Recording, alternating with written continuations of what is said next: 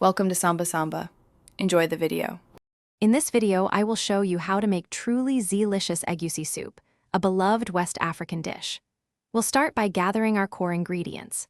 You'll need about 2 cups of ground Egusi seeds, your choice of protein like beef or smoked fish, and a generous ½ cup of vibrant red palm oil. Don't forget fresh vegetables such as spinach or bitter leaf, and essential seasonings to bring out all the wonderful flavors. This guide will help you master this flavorful and hearty meal. Next, let's prepare our Egusi seeds properly.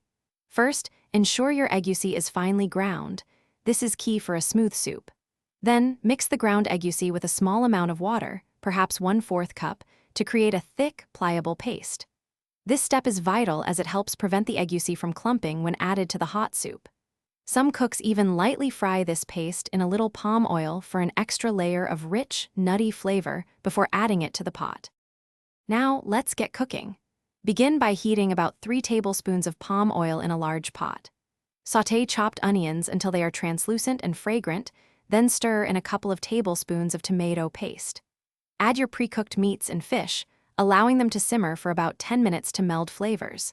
Carefully drop the Egusi paste in small, distinct balls into the simmering broth, letting it cook undisturbed for 15 minutes before gently stirring. To achieve truly Zeelicious Egusi soup, remember these final tips. Always use the freshest ingredients you can find. Quality makes a huge difference. Ensure the Egusi cooks completely, typically for at least 20 to 25 minutes, to eliminate any raw taste. Taste and adjust your seasonings frequently, adding salt, pepper, and other spices to suit your palate. Serve your magnificent Egusi soup piping hot with traditional accompaniments like pounded yam, fufu, or even plain white rice for a satisfying meal. Thanks for watching. Consider subscribing if we helped you.